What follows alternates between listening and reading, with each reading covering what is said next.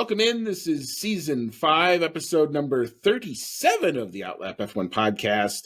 We are proud members of the Ship It Studios podcast network, and this is the 2023 Mexico GP race review, and we'll tack on a little bit of Brazil preview because this is leg 2 of the triple header, and it's just more efficient to do this in one shot as opposed to 5.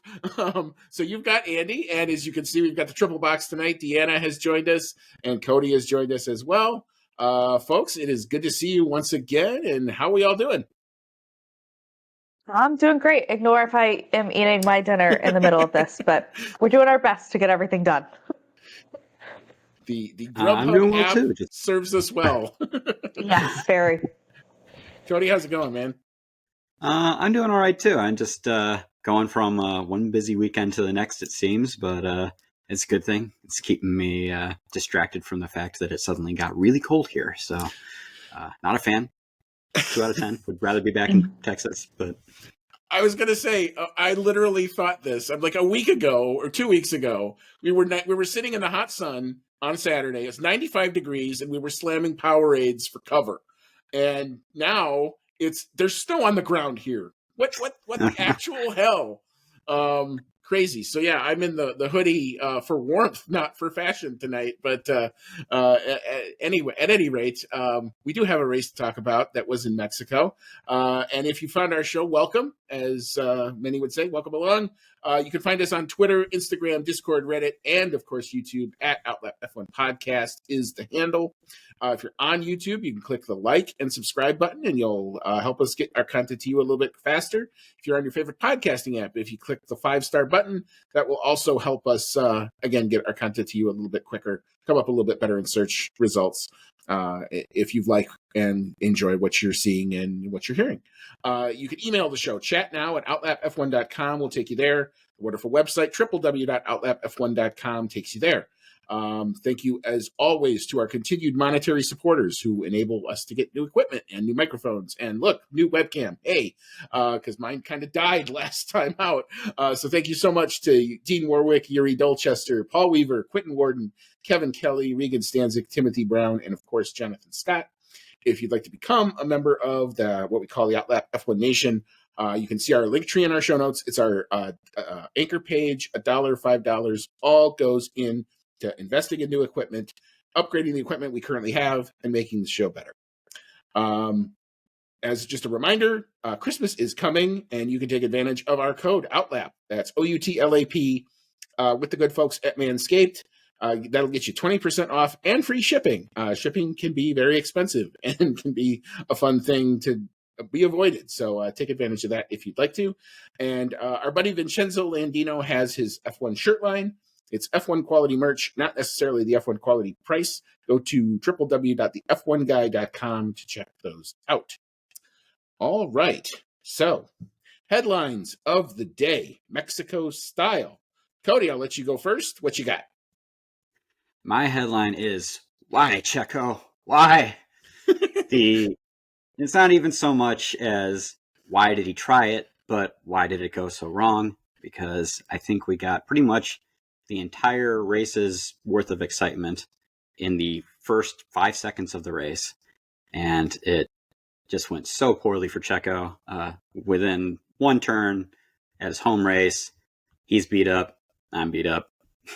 I really wish he had had something to show for it in Mexico City, but he doesn't. Alas. Dee, what's your thought on headline?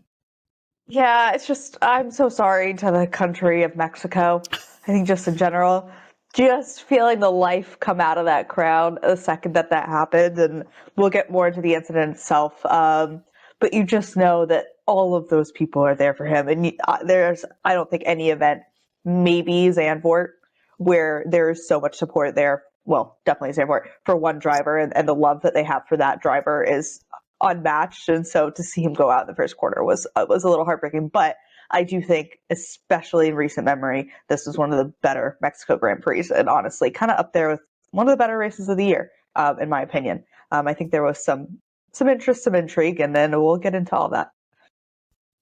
Yeah, so my headline is this was anything but a straightforward Mexico weekend, which was a good thing. Better than in recent memory, that's for sure. It definitely had my attention throughout, where usually it's lap one and go home. But we still ended up with kind of normal service at the front in spite of all of the twists and the turns that were kind of thrown at Red Bull and one Max Verstappen. He still manages to come out on top yet again. Record breaker. He breaks his own record, Cody. So you had mentioned that you wanted to see records being broken. So there's a star in the cap there for that. But we'll get into all that in just a little bit. So we will rewind and we will start with our qualifying recap. It's our first non-sprint in a while. So let's see if we can cue that up here. All right. So going out without being classified, he did not manage to set a time. That was the number 2 of Logan Sargent in the Williams. P19, big surprise here. Lando Norris in the McLaren. We'll have to talk about that. P18, Lance Stroll in the Aston Martin. Continued struggles for them. P17, Kevin Magnussen. P16 was Esteban Ocon. In P15, although he would not stay there because he was changing his engine components, that was Yuki Tsunoda. P14 was Alex Albon. P13 was Fernando Alonso. P12 was Nico Hulkenberg, and P11 was Pierre Gasly. The top 10 from 10 to 1. P10 saw Joe Granu.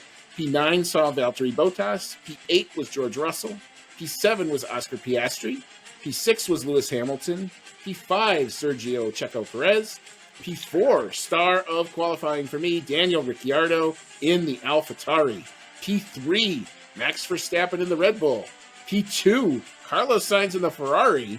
And in P1, Charles Leclerc in the other Ferrari with a lap time of 1:17.166.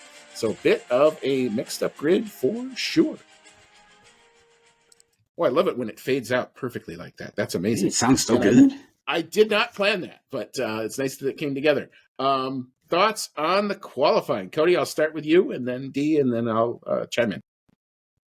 I think everyone was really surprised by an all-Ferrari front row, especially considering that they didn't seem to be anywhere in any of the practice sessions.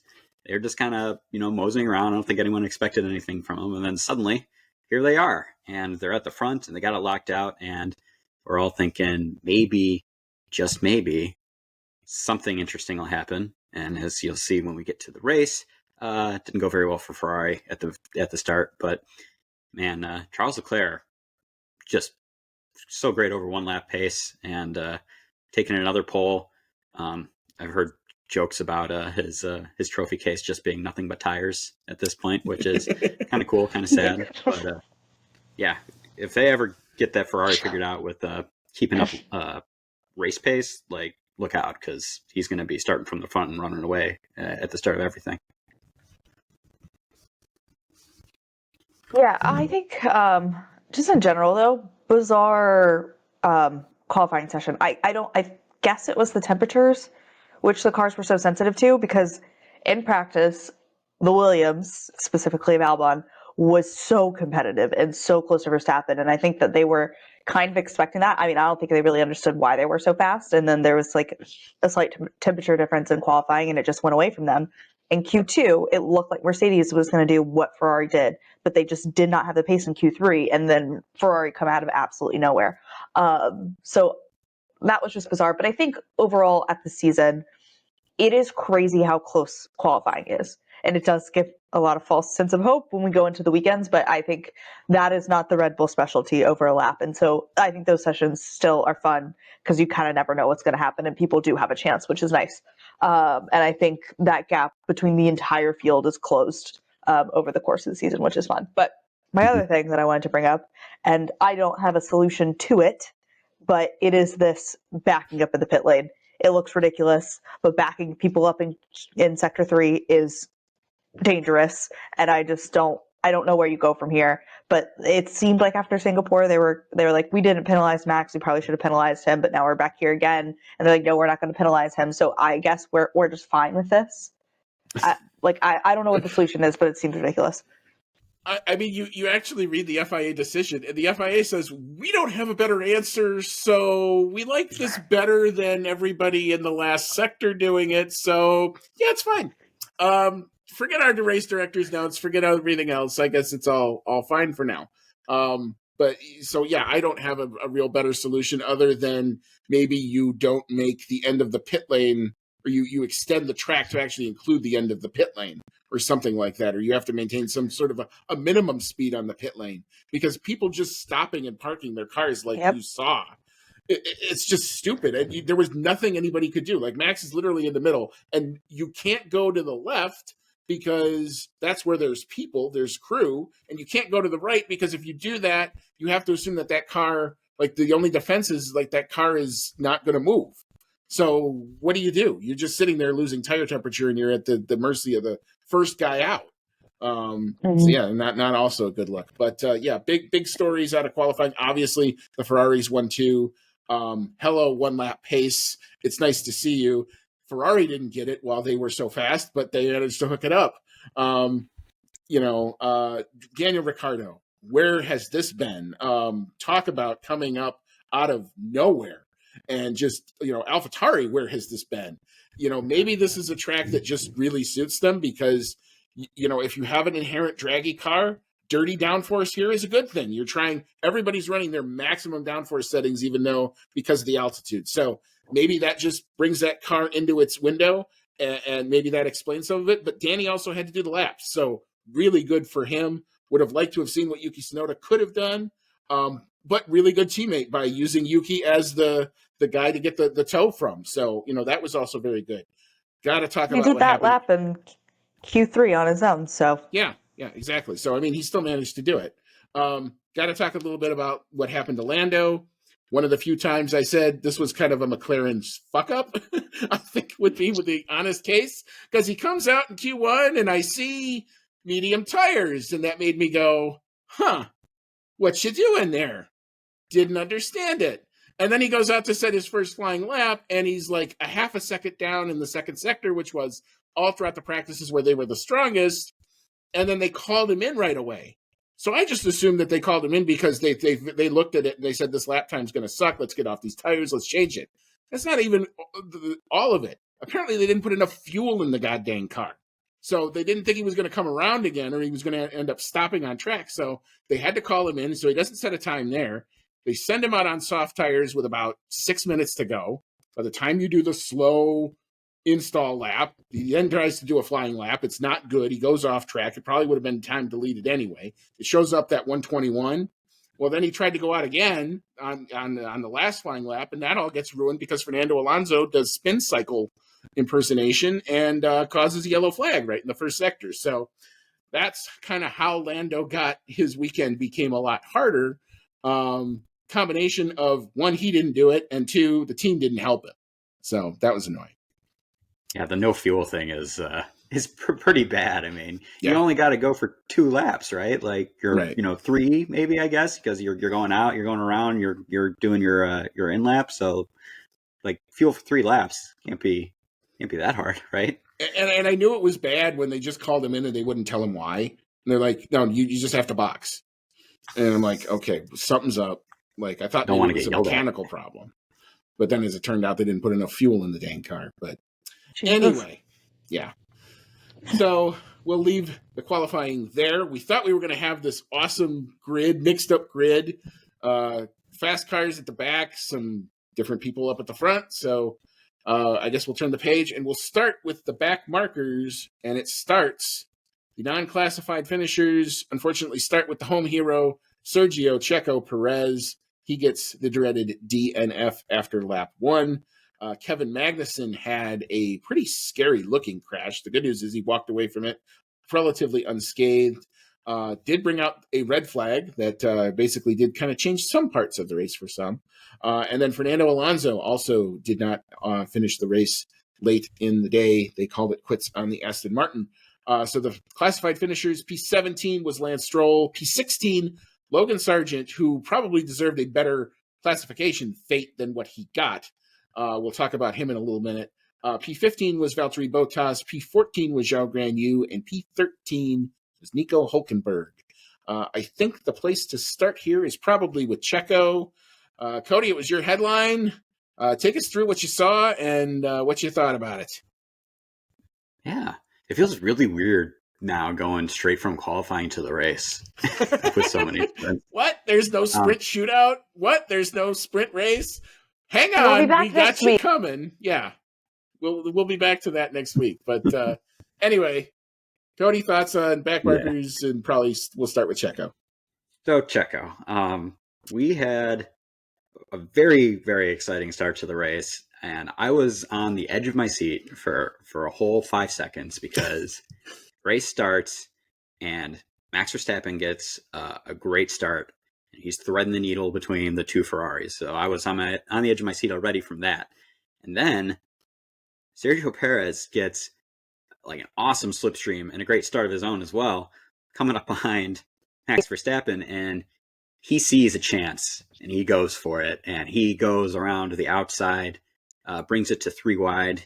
He and Max are sandwiching Charles Leclerc, and for just a few seconds, I thought that he had pulled off an awesome move and was going to take the lead, and I was ready for the whole crowd to go nuts.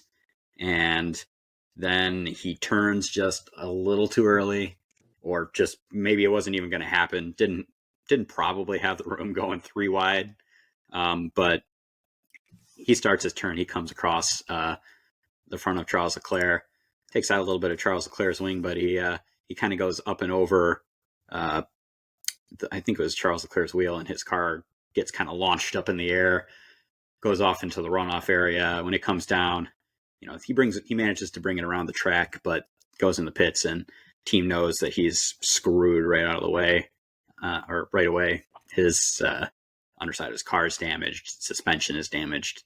He's not going anywhere, and he's sitting there pounding on the steering wheel. And I felt so bad for him because, man, if he had pulled that off, it would have been the coolest shit.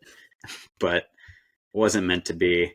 I heard that, I think they were kind of even saying it on the broadcast that some fans were leaving the stadium because of Checo being out of the race. Knowing how much F1 tickets cost, I certainly would have stuck around. But yeah, it's very sad, very disappointing to see him have such a good start and look like he had it on, and then just for it to all be over so quickly. I'm sure it was pretty heartbreaking to all the fans of his that were at the track.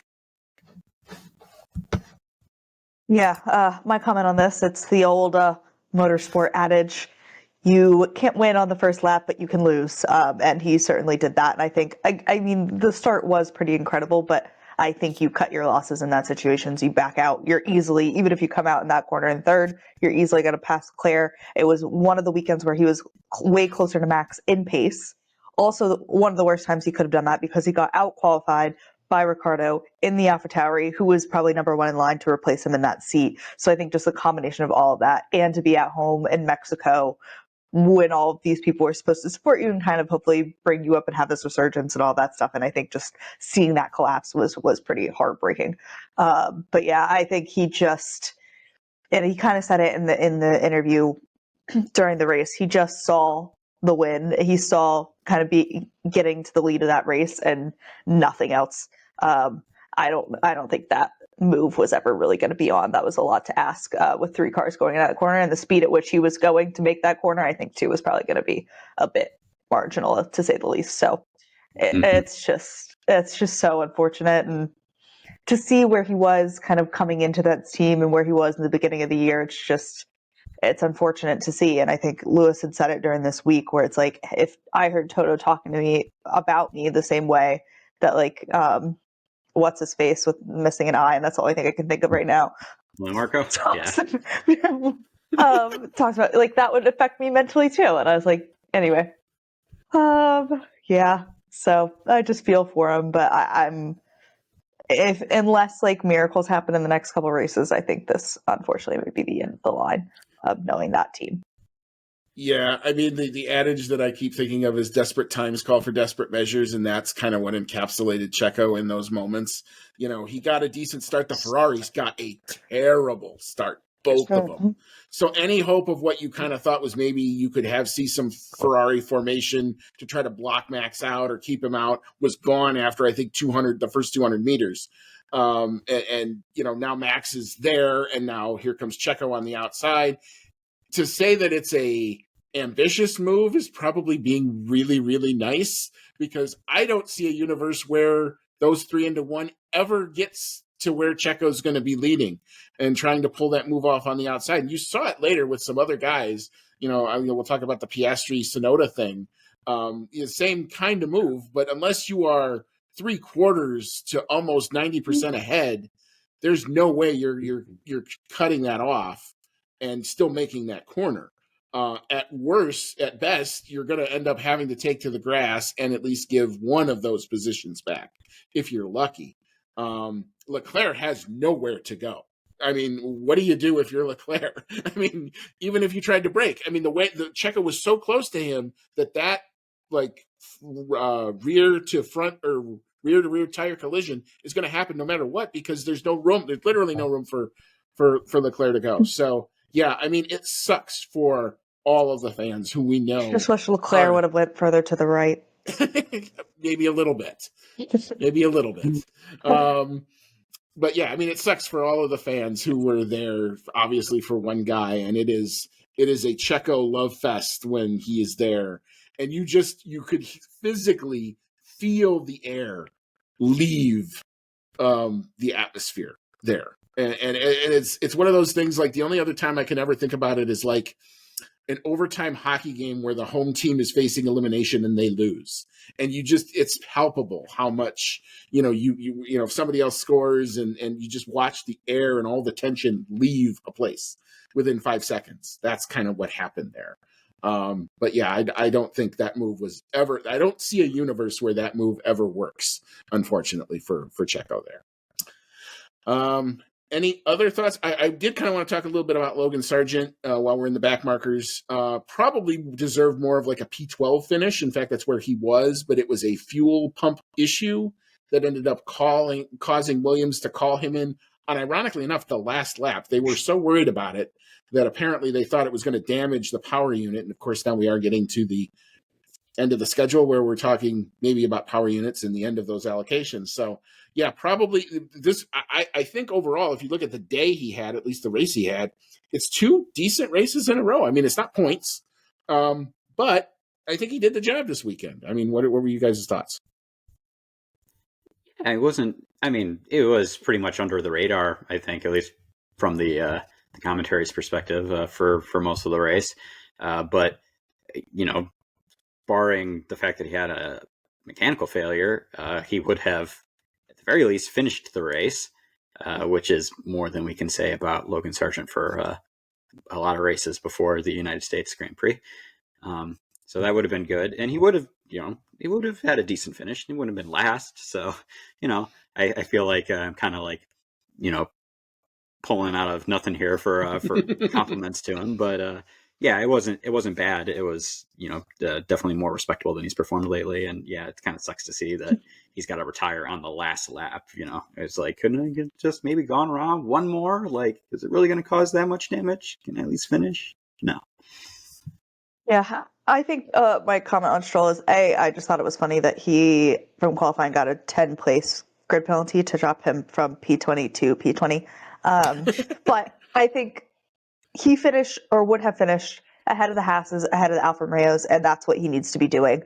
So I think for him, and starting at the back of the grid, that was a respectable performance. So I think the things where you just kind of keep your head down, move under the radar, as you've said many times, Andy, that is what we need to do.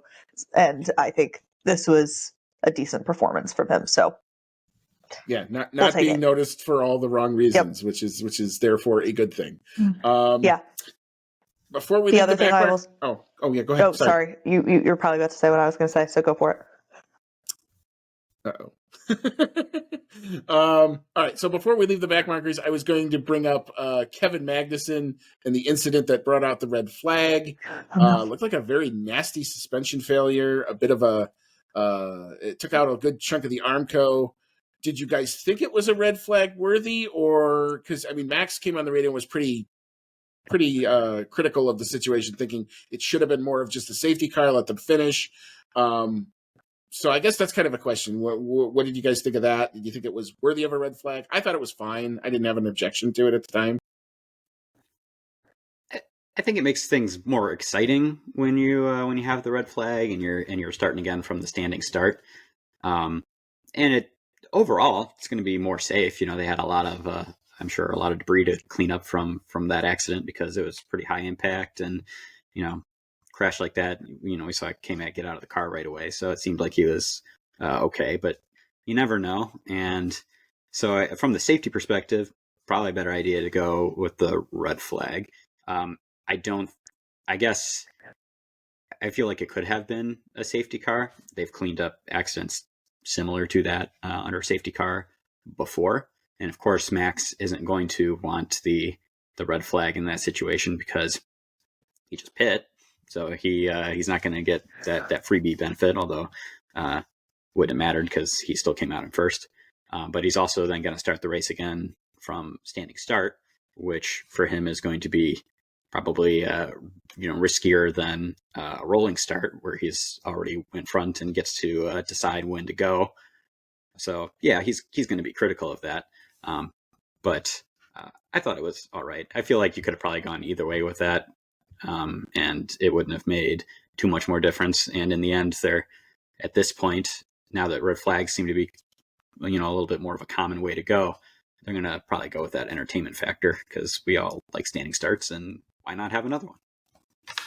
Well, I was pretty much, it was my personal opinion. I thought they were going to throw it pretty quickly. I mean, the problem was those tech pro barriers because, like, those were pretty messed up, and God forbid somebody wrecks in that same corner again, and they needed to be repaired. But I think that takes time. Had you have a safety car, that we're looking at about 10 laps under a safety car, and nobody wants that. So, like, I get the red flag. The frustration thing for me, and this entire year, maybe this is a post-Massey thing, and whatever, but like the time it takes to make a lot of these decisions drives me up a wall, like to throw a VSC or safety car or red flag. And then you have people like, I know Norris pitted under the safety cars and he dropped back a couple places on track, and a couple other people probably would have pitted but decided to gamble on the red flag, and that worked out. Or I think like you can have more of those situations there. So I just wish, if they're going to call these things, they would figure out a way to make these decisions a little bit quicker. But anyway, that's my 2 cents. And you also said something different than I was going to say. Aston Martin, it's so bad. It's just so unbelievably bad. They cannot figure out the setup, and then they double DNF, and I just anyway. Yeah, it's not a good weekend for Aston Martin. Aston Martin just talk about the fall from grace. I mean, this was almost a race-winning, potentially, car at the beginning of the year. Whatever direction they've gone in, and I know they've got like Dan Fallows, who was a Red Bull guy, so you'd think he was like a Newey disciple. Whatever this direction, stop it, turn it around, for the love of God. This isn't working. It's painful to watch in a lot of ways. But what was I going to say? About the red flag. I think that it's if it's a lap around like Spa or somewhere that's really long, maybe you can get away with a safety car and they can fix the Tech Pro. But because this lap is so short, and you really don't have a whole lot of time even under safety car, I think you're right. You probably would lose 5 to 10, maybe 15 laps trying to do that. And then you're going to have people going, well, when can we go? This looks good. You're going to have a ton of other complaining. So I do think it was probably the right thing to stop the action, let everybody get a reset. Yes, we had a standing start.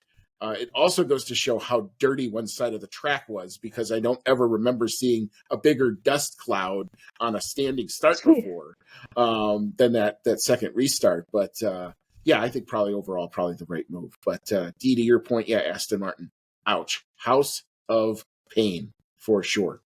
All right, so we will leave the back markers there. We will now get into the midfield, where there's lots of juicy bits to talk about here. P12 was Yuki Tsunoda. Probably deserved a slightly better fate on his day. But P11 was Pierre Gasly. P10, Esteban Ocon. P9, Alex Albon. Points for Williams. That is significant. P8 was Oscar Piastri. P7, best finish of the year for him. Best finish, I think, for AlphaTauri this year. Daniel Ricciardo in that AlphaTauri takes the qualifying form and converts it to a good race result. P6 was George Russell. P5, starting from P17 to P5, Lando Norris in the McLaren. And P4 was Carlos Sainz falling back from second place on the grid. All right, so Cody, I'll start with you. Big thoughts on the midfield. Oh man, I guess I will leave Lando Norris for you. Let's see here. We've got Yuki Tsunoda, who, in a rare weekend where AlphaTauri looked like they had a decent pace, got very outqualified by Daniel Ricciardo, and then he looks like he's making up, decent ground, getting some good work in during the race. And then he gets a little clumsy, I thought, when he's racing against Oscar Piastri. He's having a hard time getting around him. Ends up, that was Oscar Piastri, right? He ran into, and then he spun around. And punching his steering wheel while he's still going through the grass, manages to make it back on. But obviously, at that point, his race is pretty much ruined, and he finishes outside the points. And I got to imagine that we hear so much about how the pressure is on Sergio Perez because of Daniel Ricciardo coming back, being in that AlphaTauri, and pretty much eyeing up that Red Bull seat. But also, that's got to be putting a lot of pressure on Yuki Tsunoda too, because Yuki's been in the AlphaTauri seat now for a few seasons. He's had some really good days and some really bad days. And you've got Daniel Ricciardo, who comes in halfway through the season because he's been sitting on the sidelines, comes in, does a couple races, breaks his hand for a few more races, comes back and has a better result in this race than you've had all season.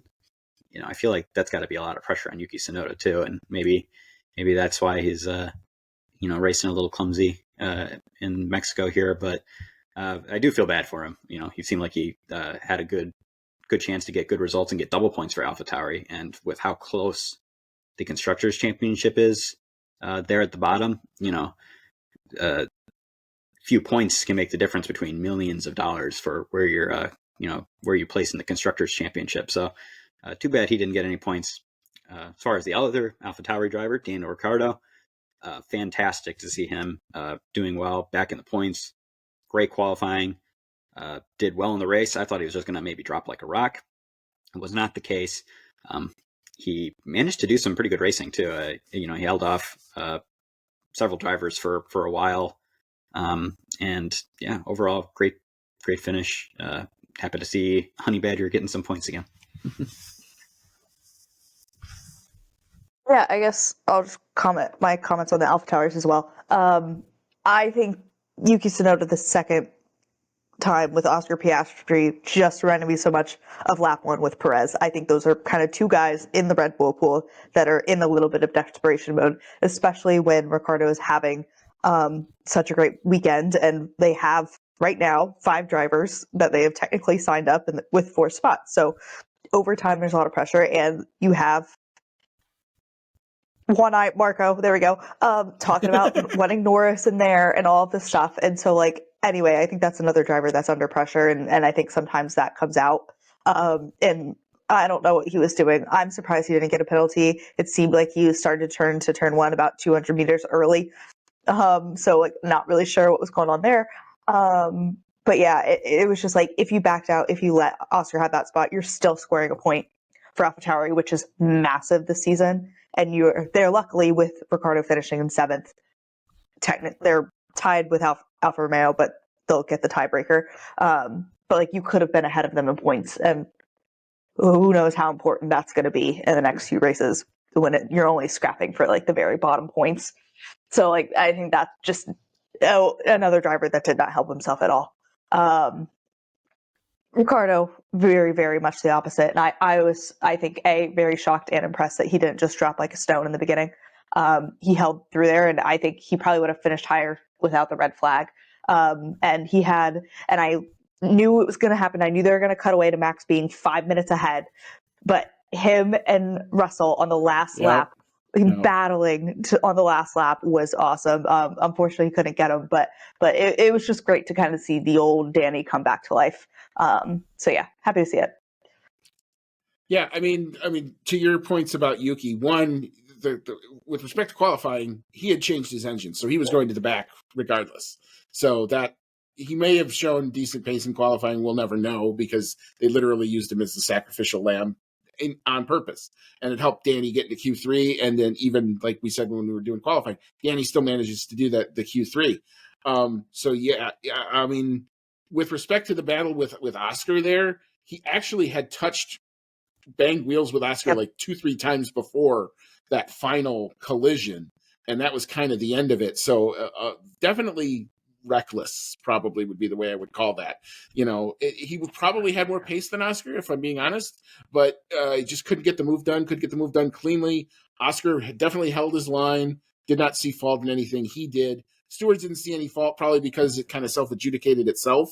So they kind of let it go. So I was kind of fine with that. But yeah, he definitely had pace, just couldn't turn it into anything. Again, we talked about Daniel Ricciardo. I enjoyed watching this guy be himself again. It looked like the Danny from the Red Bull days, back smiling, happy, confident in the car, able to do what he wanted with the car, able to manage the tires.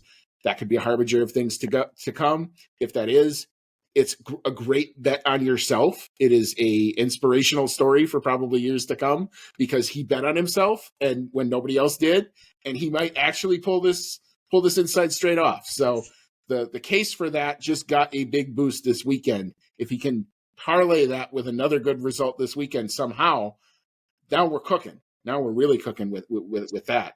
All right, so I guess here comes the Lando bit. I basically got in one race what it's like to be a Lando fan sometimes, because sometimes he will botch a lap in qualifying and have to start near the back and rally up and then get a red flag and get the safety car at exactly the time you needed the safety car. I actually yelled out, "That just did it." And then he comes into the pits and I watched it and I'm like, they're going to red flag it. They're going to red flag it. And sure enough, they did. And I'm like, okay, well, at least he's on medium tires. They don't have a lot of life on them. Should be okay. And then here's the other part of being a Lando fan is he lines up on the grid and he absolutely gets killed at the start. I don't know what happened.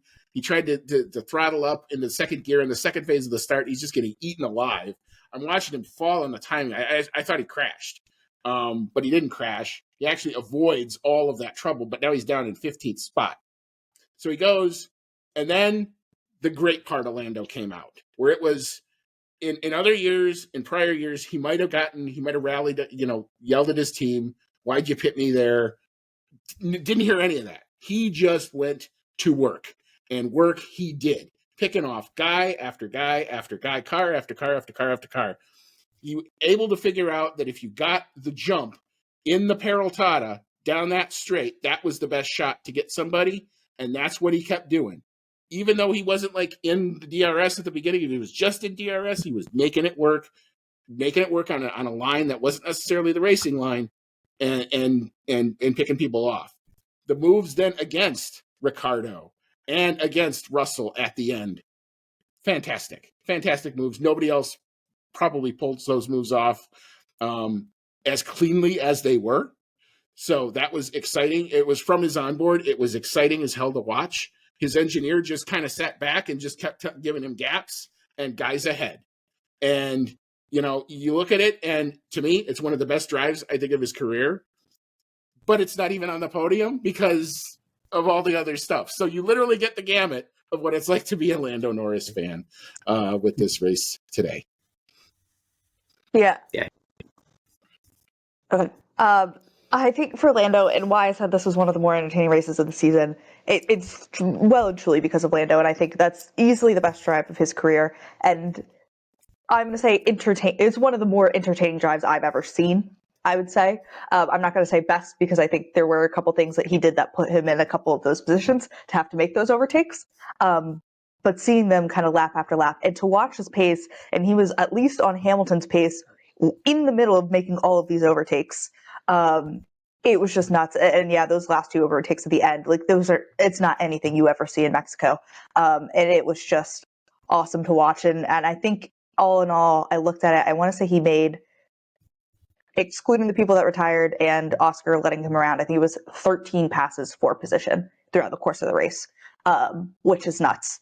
And like at the end, there's times he was like lapping with Verstappen as well. There's a couple times that it was crazy. And I think Lando has been so good at qualifying that we kind of forget that he can do all of this. But because I think so many times this year he's qualified where he should be, and he kind of stays in the race where he should be. There's maybe some like getting around people in the beginning, but that's about it. And then it's kind of holding on to it. And I think he's incredibly quick, but we don't get to see him do all of these overtakes. I don't think, because he normally is not that far out of position. So anyway, that was just so much fun to watch. And I think, though, on the flip side is where you remember that Piastri still has a long way to go. I think it seemed a lot closer, but when you get into these races where tire management is a thing, it's still not there for him. So Lando is definitely still leader of this team. Maybe down the line that changes, but right now, I think he definitely stamped his place. Yeah, I agree that he definitely showed a lot stronger than Piastri this race. I also think a good charge through the field is a mark of, the great drivers, and Lando really showed that he could do that too. Like you said, didn't do himself any favors at a couple points in the race, like spinning the tires on that red flag restart, but it just, he lost the places. He got them right back throughout, going up to the end of the race, and ended up getting another good finish with really good points out of it. So it was other than the start, I felt like watching him charge through the field was the most exciting part of the race. Yeah, like I said, it was one of the more fun onboards that I've ever kind of watched of his in a long time. And, parts where he, like I said, he could have easily started bitching and moaning about something that didn't go right. Not a word. And didn't yell at his engineer. Like I said, watching the last 10 laps, like his engineer even comes on and goes, you know what Russell's going to do? And he's like, mate, I got it. No problem. And he just goes to work and does his thing, and made Russell look like his tires had gone. And even though they were on the same compound of tires with the same life, one managed it a heck of a lot better than the other while pulling out overtakes. So, yeah, he doesn't have the win yet, but he's definitely the goods as far as I'm concerned. But he's going to get there. Anyway, yeah, I'll leave that there.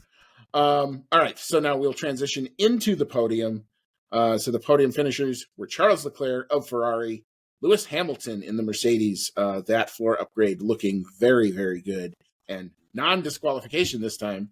And, of course, in P1, Thanos, who's just there, Red Bull, and Max Verstappen finished P1, moving 13 seconds clear of the field yet again. Big thoughts on the podium. Dee, I'll start with you, and then let Cody chime in. Yeah, I think starting with Hamilton, it's good to see him happy again. It's good to see Mercedes making that jump. It's not so great to see the gap to Russell. I don't know what's going on there. I don't know if they've developed the car just away from him. But he looked so competitive last year, and I think this year it's clearly been Hamilton in front of him. But I think, and the other thing that makes this frustrating is the tire whisperers, which I would put obviously is Lewis. I'd probably put Norris in there now, who would have been such a great race for Sergio as well. Which again just makes little knife in the heart for this race. But yeah, I think I'm happy that those upgrades are working. I'm hopeful that now they understand what their car is doing and why, and that we can kind of carry this forward into next year. So yeah. Yeah, I think with all of the Red Bull seat drama, will Checo keep his seat? Will Daniel Ricciardo take it? Will someone else take it? I think we've kind of not really been noticing that George Russell's, especially lately, is kind of having a stinker of a second half of the season, and is not keeping up with Lewis at all.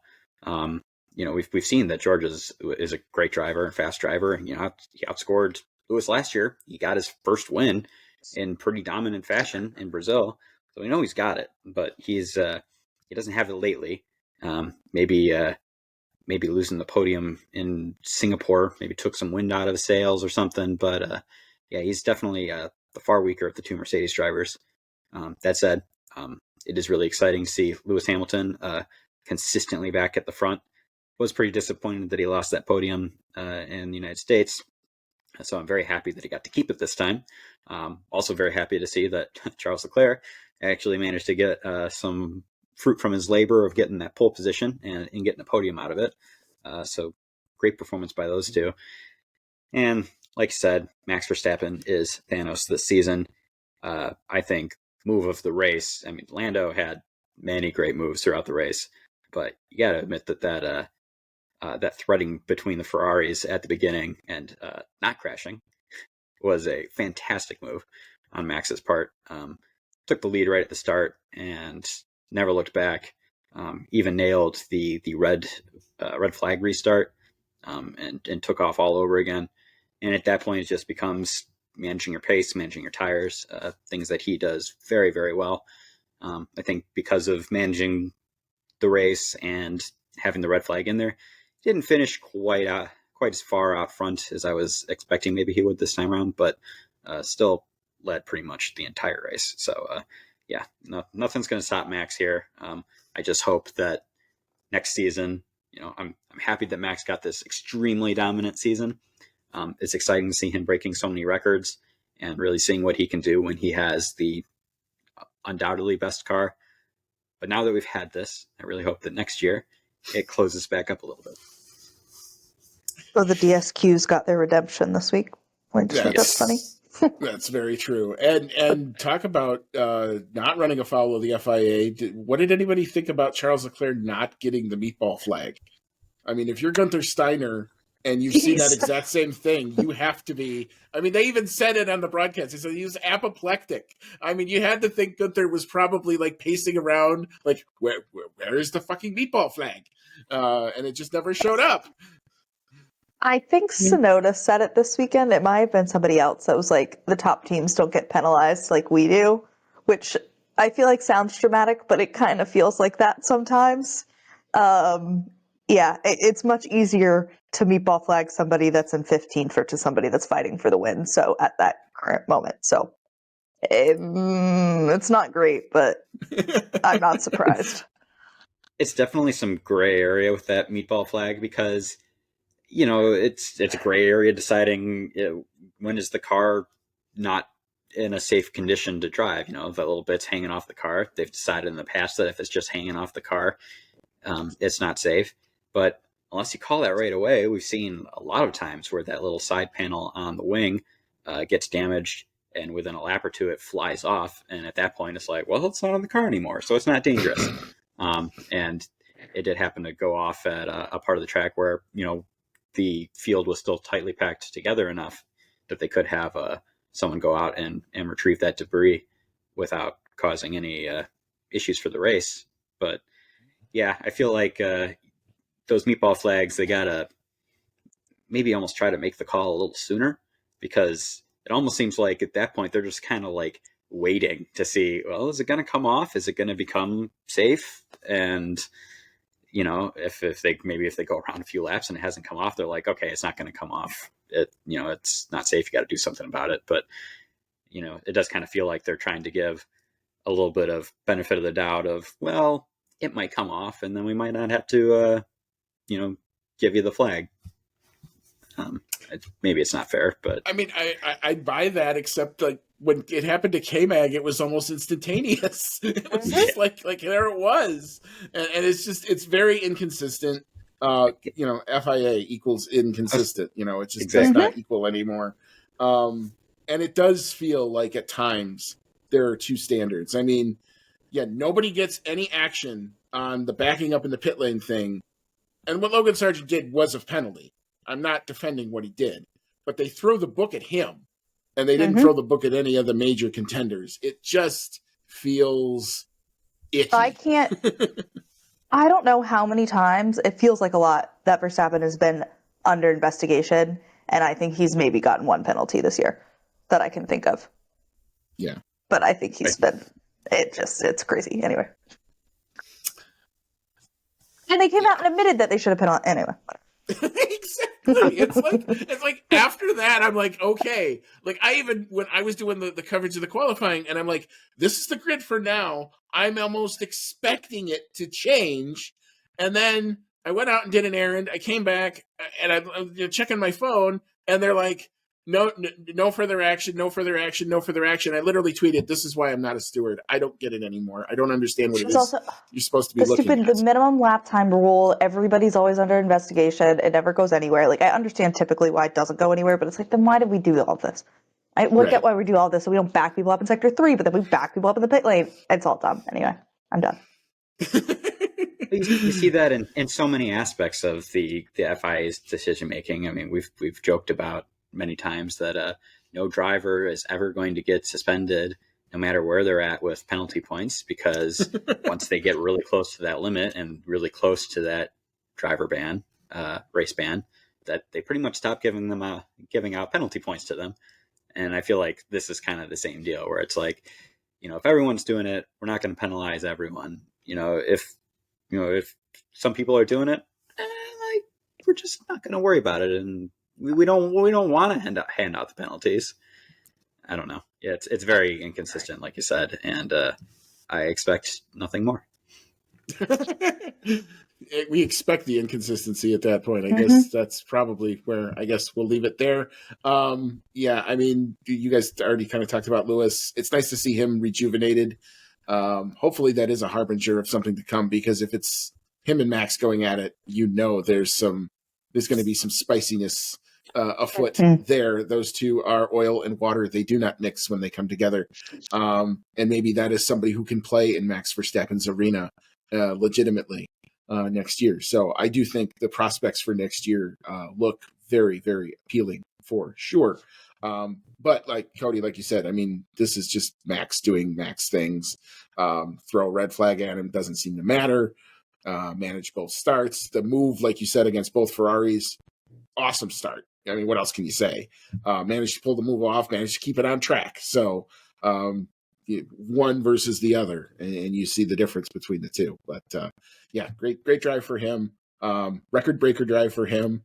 Now we move into the track where I don't know that he's going to be the favorite in Brazil necessarily, because I don't think that suits him, but we'll have to see. But anyway, we'll leave the Mexico GP here. We'll take a quick break. We'll come on back. We'll recap where all the standings are. We'll then open it up to our favorite segment, the fan email segment. We'll get your takes on what you saw this weekend. We've got some new contributors, which is good to see. We'll hand out our awards. We'll look at our predictions, and we'll sum up the weekend and head on out. So come on back, and we'll get into all of that in just a bit. Welcome back in. This is season 5. This is episode number 37 of the Outlap F1 podcast. It's our 2023 Mexico Grand Prix race review. And as always, we are proud members of the Ship It Studios podcast network. We've wrapped up the race result. So Cody, tell us about the driver standings, where all that shakes out, and I'll chime in with the teams. All right. Your driver standings as of the Mexico City Grand Prix. Max Verstappen, championship sealed away. But he is still on the way to setting some serious point records. He's all the way up at 491 points. So he's going to be probably well over 500 points by the time the season's over. Meanwhile, Sergio Perez, his teammate, still holding on to second place with 240 points. Helped out a little bit by Hamilton's disqualification at the last race, but Hamilton is right back on his tail with that second place finish. He is in third place in the points, only 20 points behind Checo with 220. Carlos Sainz, the higher of the two Ferrari drivers, he's holding on to fourth place with 183 points. I would say just barely, but it's going to be not barely, very soon, because Fernando Alonso still in fifth place, tied on points with Sainz at 183 for now. Unfortunately, those Aston Martins look like they've fallen off a cliff, so he's probably going to just keep slipping back for these next few races. That will be of benefit to Lando Norris, who is having a great second half of the season. He is in sixth place for McLaren with 169 points. He is just in front of the other Ferrari driver, Charles Leclerc, in seventh place with 166 points. In eighth place, George Russell with Mercedes with 151. And then we have a pretty good gap down to Oscar Piastri in ninth place for McLaren with 87 points. And 10th place, Pierre Gasly for Alpine with 56 points. All right. So the top of the team standings don't see huge differences, but the bottom of the team standings have changed quite a lot. In first place, no surprise here, Red Bull Racing Powertrains on a planet of their own, 731 points. In second place is Mercedes. They check in with 371. Third place is Ferrari. They check in with 349. Fourth place, McLaren Mercedes, opening up the gap a bit on the Aston Martins now, 256 points for them. Fifth place, Aston Martin, they remain on 236. Looks like it's going to be probably fifth place for them this year. Sixth place, Alpine, firmly entrenched in that position. They are up to 101 points. Seventh place, here's where it gets very interesting. Williams leads the bunch right now with 28 points. Eighth place, moving up 2 spots with Danny Rick's big good finish this weekend. That is AlphaTauri. They are tied with P9 Alfa Romeo Ferrari on 16 points, but because of Danny Rick's finish, being the better of the points finishers for those two teams, AlphaTauri has the tiebreaker. And in 10th place now with 12 points and looking very lost, apparently, from all the articles I'm reading, Haas Ferrari with 12 points. But everybody in the points and everybody in the double-digit points. And it's been a while since we can say that, at least for sure. Saw All right. somewhere that Haas will be the best of the worst in recent, the last 10 years. Yeah. It's So very finish here. glass half full. All right. So enough of our takes on the Mexico GP weekend that was. We'll now open up to your takes on the weekend fan email segment. We've got some regulars. We've got some new people this weekend as well. Dee, it is your time to shine. So have at it, and here we go. Okay, so Rachel Fleming, and this looks like a long one, so get ready, says, well, that was Mexico, a race that I'm 99.9% certain that as soon as Sergio retires will get dropped quicker than Max winning a race. Contracts mean nothing. I think India still has a contract for a race. Oh, as in Mexico. Got it. That confused me for a second. Sorry. Anyway, continuing on. All I can say for Sergio is that he learned nothing from what Lewis did in Qatar, though the boos for Charles, though inevitable, was very harsh, but I suppose the crowd didn't care for the analysis just for the fact that Sergio was out. But this might be another nail in the coffin for Sergio and his time at Red Bull. Even Brundle was now taking note of it. If the title fight is even remotely closer, this form simply isn't good enough. This is Gasly bad now. Good race from Lando and Danny Rick. 21 drivers out of 22 who raced this season now have points. Does that include a medical card too? Who knows? It might.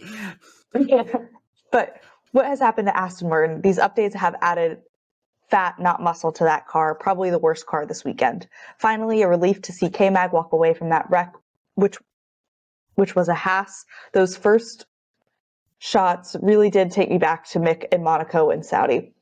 Well, it's Brazil next. Here's hoping for something to stop Thanos. Spoiler, it won't be Sergio. I saw something else because she compared Perez to Gasly.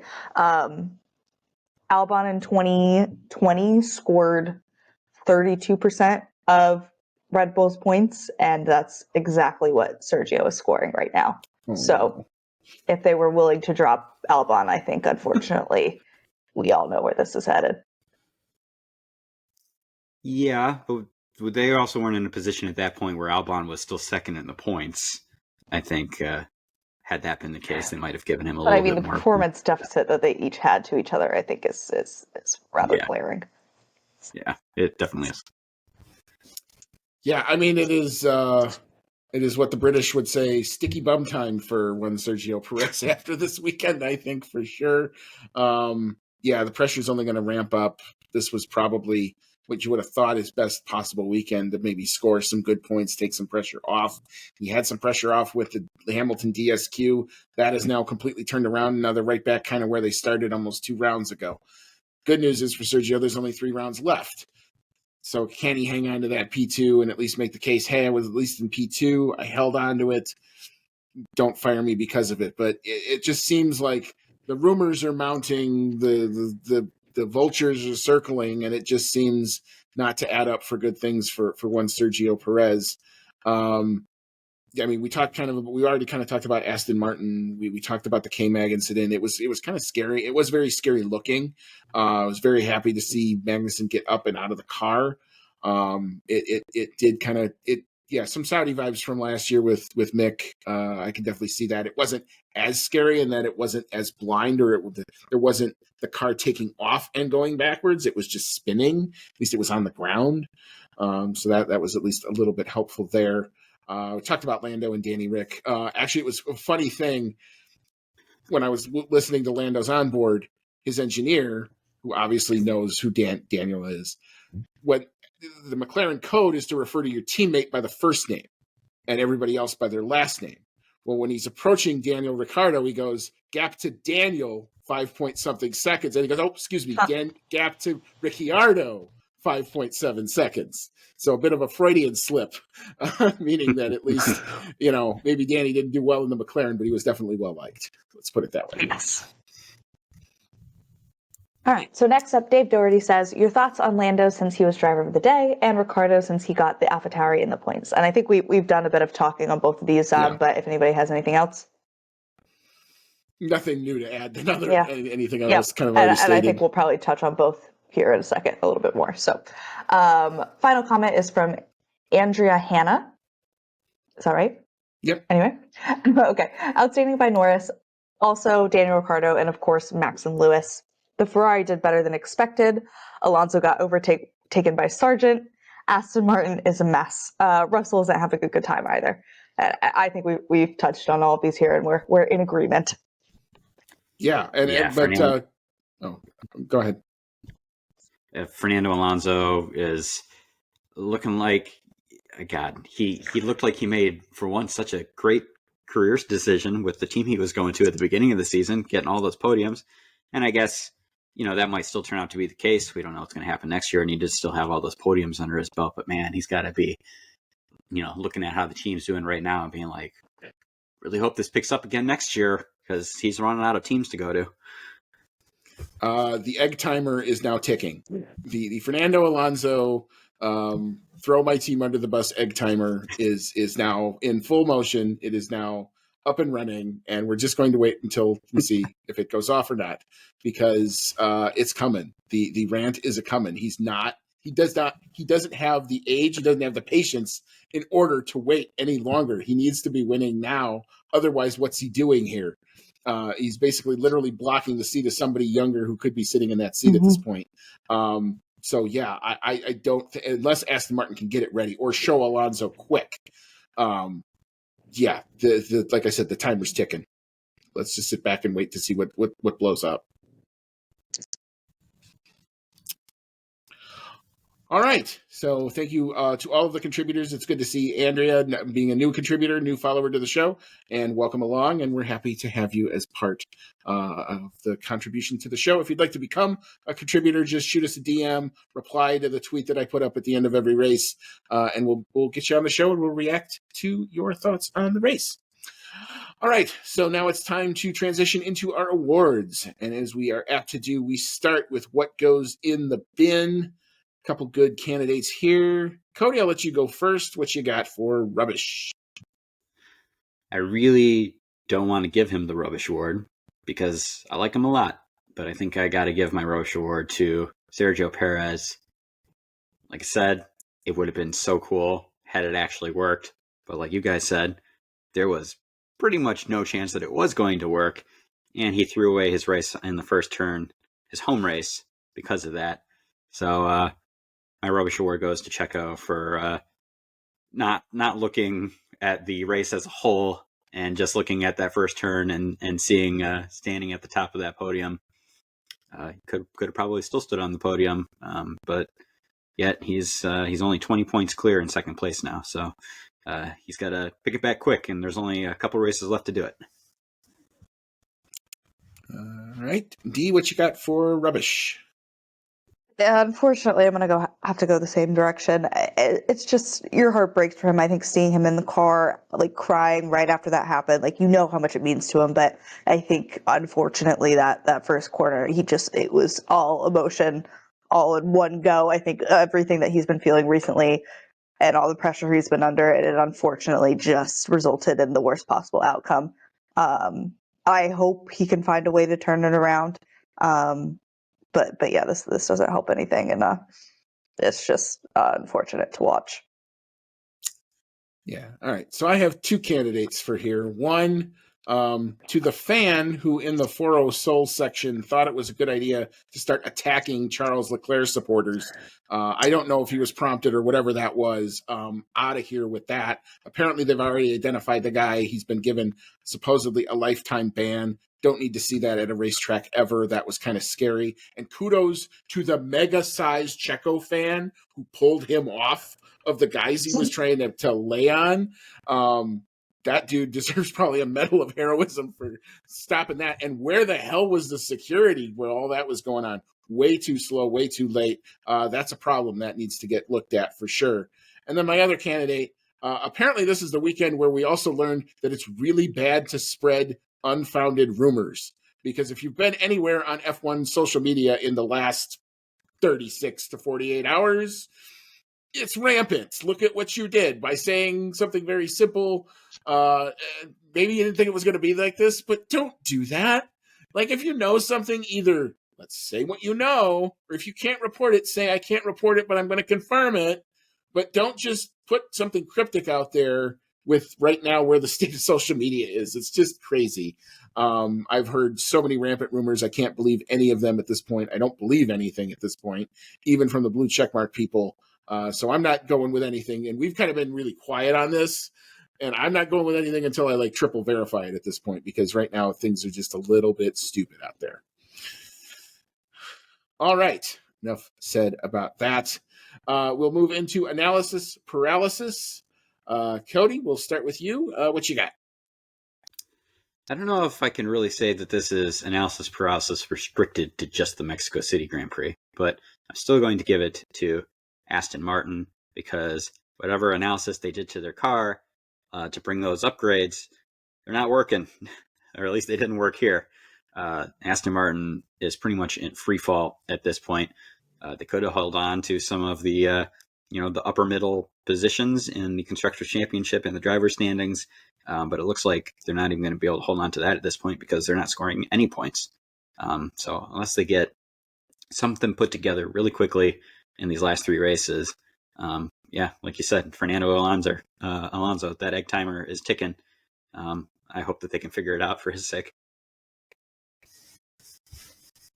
Dee, what's your thought on analysis paralysis? This one's hard because the red flag, I think, flattered a lot of these strategies that were probably going to go awry,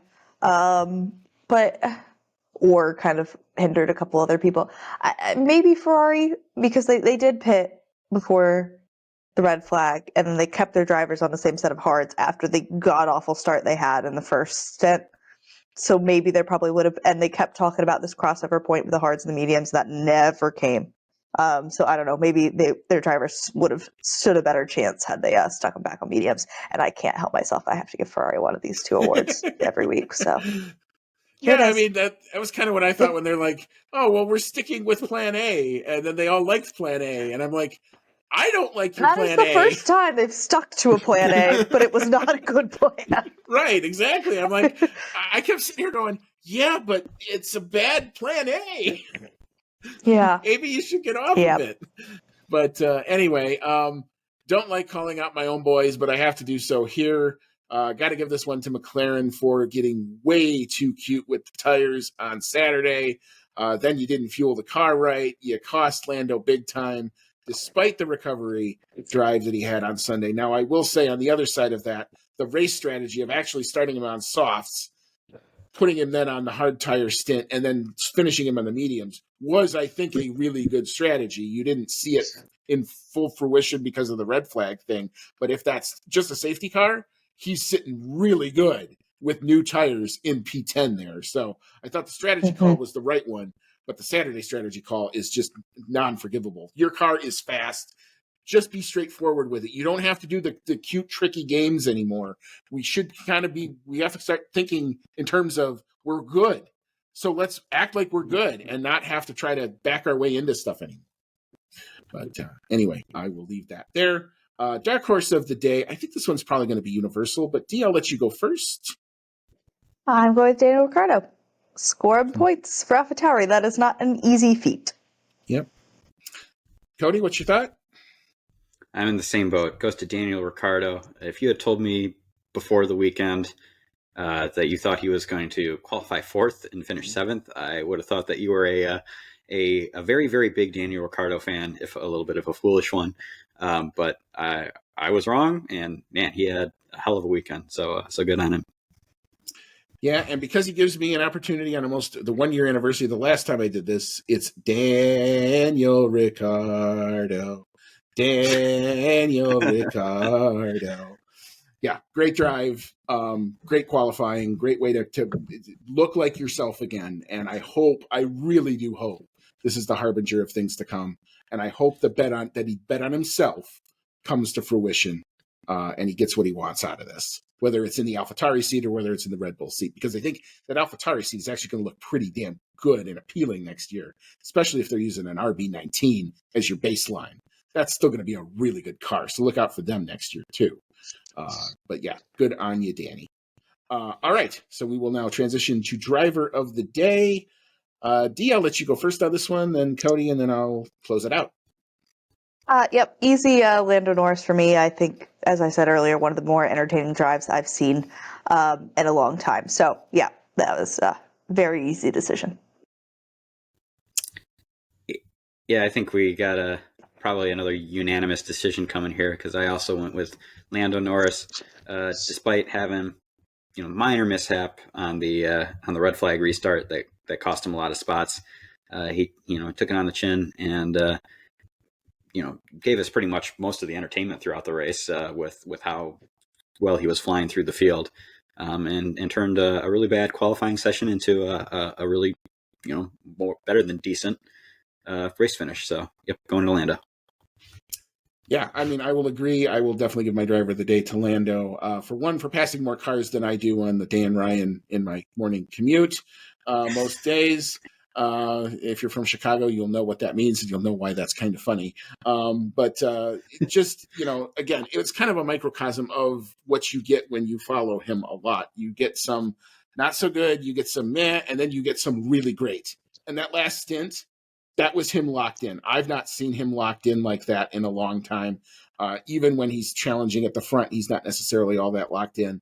If that race gone 10 more laps, he's on the podium. There's just no doubt in my mind. He was just doing things with that car that I'd not seen people do in a car in a very long time. So hopefully, again, that's a harbinger of things to come. Clean up some stuff on the team side next weekend, and let's go get him in Brazil, because let's see if we can have some real fun. All right. So we will now talk a little bit about predictions. We both did really well. Cody, you got 6 points. It's one of, I think, our combined scores. This is probably one of our best ones. You got the pole sitter. You got the quality lap time. You got P1 on the podium. You got P2 on the podium. You get the P14 bonus pick. And because CHECO did not score, I think we had, what did we have? We had CHECO. Oh, does Mexico get to see its hero on the podium? That did not happen. So you get the prop bet as well. I bested you by 1. I got 7. I got the pole sitter, P1 on the podium, P2 on the podium, fastest lap time, fastest lap driver. Thank you, Lewis, on the last lap there. I got the P16 bonus pick because of Logan Sargent. So I backed into that one. And then I also got the prop bet as well. So at some point, I will dig out where we really are for the year, and I'll try to recompute that. But it's good to know that at least I'm giving you a fight now here and there. Yeah, I think at this point we're probably pretty close, and I would definitely rather lose to you like 6-7 than 2-3, because at least it makes it look like we kind of know what we're doing. Yeah, every now and again we the stars align, and the dirty drag gets off of our predictions, and we actually kind of know what we're talking about. But anyway, so I guess that's kind of the end of the rundown. So we will now turn around and we'll focus on Brazil, which is coming thick and fast. If you didn't like the fact that this wasn't a sprint weekend, guess what? We have one more for you. It's coming yet again, the last weekend of the season. Love Brazil, love that track, love the fans, love the fact that it's on at a decent time for us. So it's a good chance to maybe go do some watch parties or something like that. So if you happen to be around that, feel free to go take advantage of them if it's in your town. It's a good time. This is where I met, actually, James and John was at the Brazil watch party a few years ago. So if I don't go to that, I'm not sitting here tonight. So, look at all that. But anyway, any final thoughts on the Mexico weekend or the Brazil weekend to come? I think we've had a couple in this triple header. The first two races were pretty good.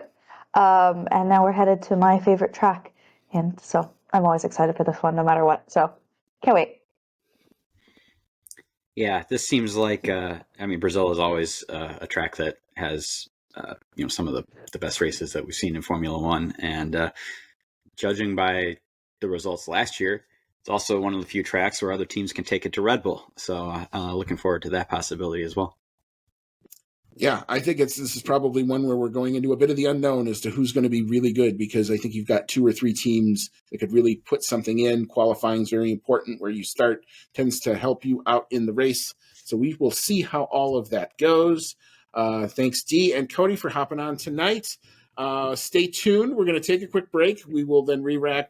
Cody and I will do our quickie Brazil preview segment.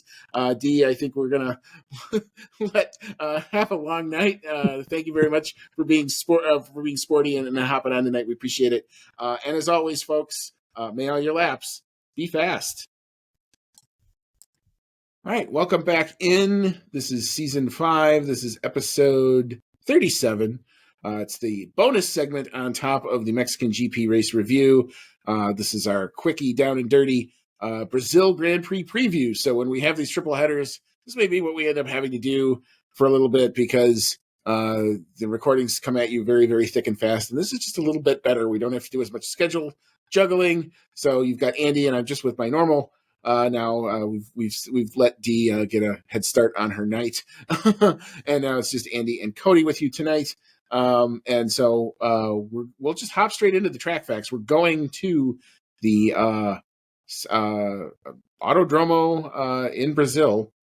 And the Autodromo Jose Carlos Pache, I think is how you say it. There you go. Thank you. See, this is what a good co-host does. He covers for his other guy. All right. So, Cody, tell us about the Autodromo Juan Jose Carlos Pache. All right.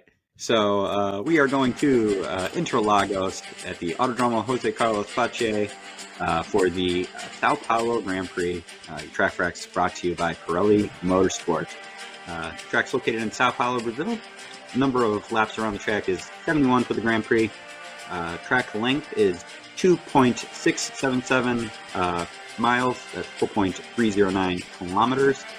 Tire selection from Pirelli for this race is the C2, C3, and C4 tire compound.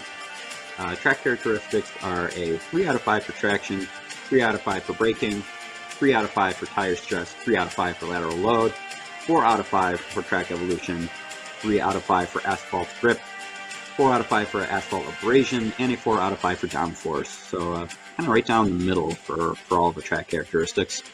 Qualifying lap record goes to Valtteri Bottas in 2018, and that was a 1 minute 7.281 seconds. The race lap record also set by Bottas in the same year, 2018. That was a 1 minute 10.540 seconds. Now, we've been racing around Brazil for a long time, so most wins at this track on the current configuration goes to Alan Prost with 6 wins, followed by a tie between Ruderman and Michael Schumacher with 4 wins apiece. Next would be a tie between Sebastian Vettel and Lewis Hamilton with 3 wins each, and a big bunch of other retired drivers each have 2 wins here. Too many to list. Most constructor wins around Brazil, you have 12 from McLaren, 11 from Ferrari, 6 from Williams, 6 from Mercedes, 5 from Red Bull, and 2 from Renault. So a good mix of old and new teams with wins around this track. What does the circuit like, Andy? All right. Like many pre-World War II tracks, Interlagos features banked corners with the drivers beginning their lap on a sort of half-oval. In fact, between 1957 and the track's return to the F1 calendar in 1990, Interlagos could be run as a giant oval. After wiggling through the Senna S and down to turn 4, the drivers go through a snaking infield section with some challenging camber changes before slinging back up the hill and through the banked final turn.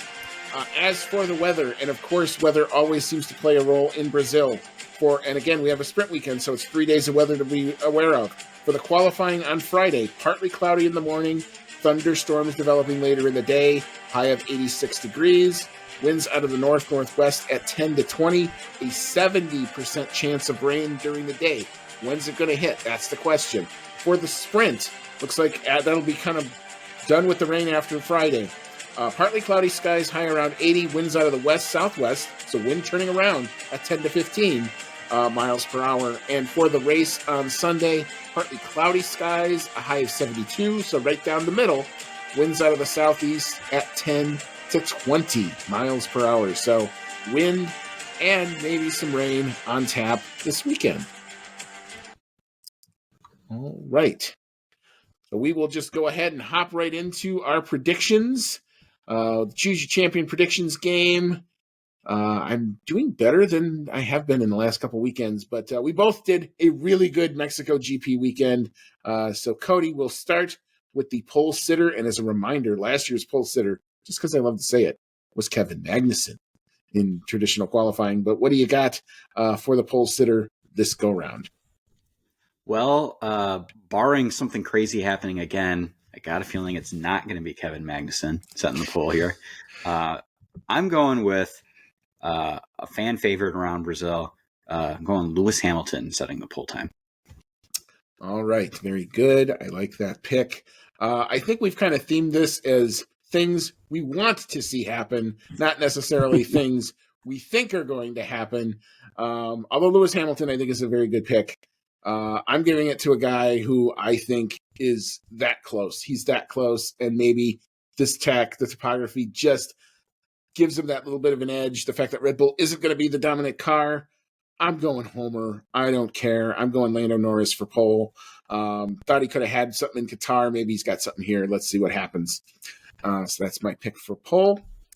So the qualifying pole lap last year in those tricky mixed conditions was a 1:11.674. We've got some disparity in our lap time, so this will be an interesting one. I'm thinking it's going to be dry by the time they get to Q3. Will it be wet in other sessions? Maybe. So I'm going to go pretty close to kind of chalk here. A little bit slower, though. 1:08.297. Cody, what's your thought? I am going the other direction, and I'm thinking it's going to be wet during Q3. So I'm going a little closer to the time that Magnussen set last year, and I'm going with a 1:11.500. All right, very good. So we will now move into our race prediction, the traditional race prediction. We will talk about the sprint when we get to our prop bet, so hang on, we're not done with it. But our race, the race podium last year, George Russell taking his maiden F1 victory, Lewis Hamilton in second, and Carlos Sainz coming in third. All right, Cody, what you got for your race podium? Again, going with what I want to happen. At this point, I will take a win from anybody not named Max Verstappen, as much as I like him. So I'm going with the idea that Mercedes is going to be strong here again this year. They didn't know why they were strong here last year, but they were. So I'm hoping it happens again. I'm going Lewis Hamilton taking the win, his first in too long. Max Verstappen coming in second place for a change, and Lando Norris finishing out the podium. All right, very good. I'm in a similar vein to you. As much as I want to give Lando the first victory here, as much as I would love to say, see, I told you he was going to get a win, I just don't see it happening over the course of the full race. Haven't said anything about the sprint, though. So I'm going to give it to Lewis Hamilton because I've been also saying, if you're a Mercedes fan, this is the track to get excited for. The crowd is with Lewis here. It's almost like a second home race for him. He's going to be inspired by Ayrton Senna. It always happens that way. The Brazilian fans and him just tend to mesh really well together. So yeah, I'm going to give this one to Lewis Hamilton. I think this is the race where finally something weird happens to Mr. Max. So I've got Lando Norris in second, and I've got Charles Leclerc in the Ferrari because I think they can. The lap around here is a little easier on its tires. So maybe the Ferrari tire problems aren't so bad here. Car's still quick. Charles Leclerc to come home in third. Nice. All right. So now we'll move on to our fastest lap in the driver. And that was in 2022 was George Russell. Took that honor with a 113.785. Again, in some kind of changeable conditions. So Cody, what's your thought on that? I'm going to go with Max Verstappen setting the fastest lap.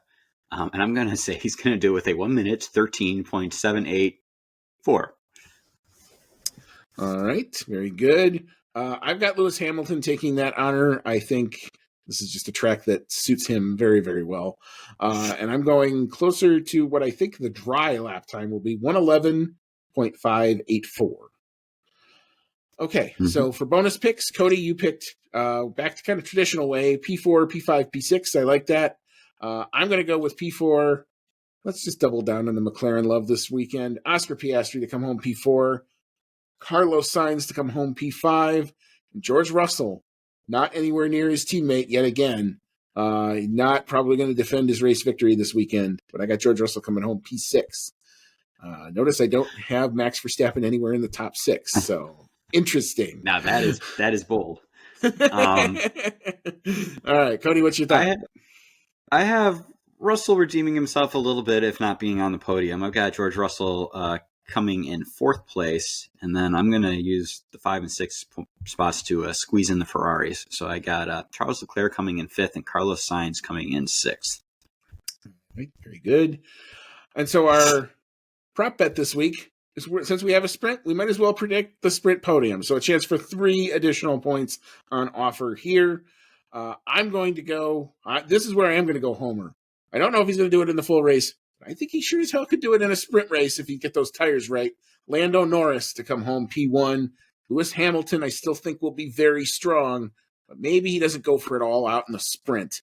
So Lewis Hamilton P2. Max is going to score this weekend. I don't know that I got him scoring on Sunday, but I do think he will be there. You can't ignore him. So Max Verstappen to come home P3 in what I hope is a very entertaining sprint.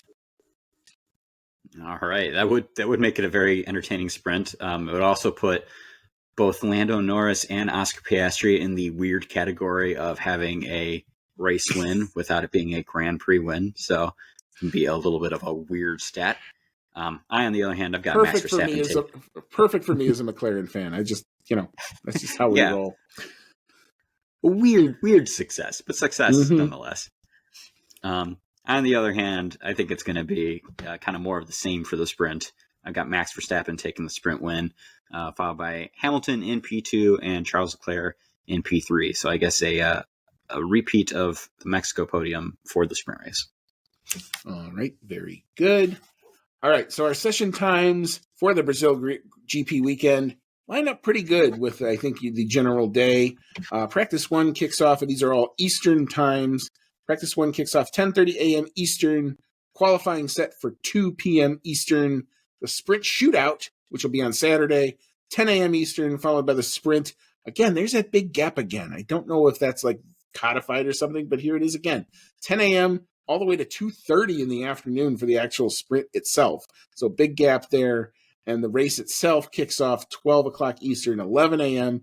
if you're in the Central Time Zone. So it lines up pretty well with the rest of your Sunday. So yeah, I guess that's our Brazil. We'll kind of set the stage. Unless we find out what that big rumor is. And if so, keep it tuned to our social media if there's anything I can actually go with. We will do the best to try to take you through the rest of the weekend. Looks like for the review, it's going to be Dee and myself on Sunday night. So we'll hopefully get this back out at kind of our normal timing, at least for this weekend. But appreciate both Deanna and Cody being flexible with schedules. These triple headers are not easy things to do. So appreciate both of you guys hopping on and doing our thing. And so we'll like I said, we'll continue to move with the water over the course of the weekend, and we'll recap it all on Sunday night, and then we'll take a little break, and then we'll get ready for Vegas, which is going to be a thing one way or another. It will be a thing. But anyway, Cody, any final thoughts as we head into Brazil? I think it's going to be, it's got room to be one of the best races of the year. now that I've said that, it's going to be really boring, probably. But here's to hoping it's a good one. Here's to hoping that someone else can take that top step on the podium for a change, and get some good old traditional racing in at a beloved track before we go try out whatever Vegas is going to be. Yeah, I think that's a good point. All right, so yeah, like I said, we'll be around all weekend long. Keep it tuned to our social media for any big news events that happen over the course of that weekend, and we'll take you through the qualifying. I'll try to take you through the sprint qualifying because yeah, it's what we do. All right, so for Cody, for Deanna, it's been Andy. Always fun to do this. We love to do it. And as always, may all your laps be fast.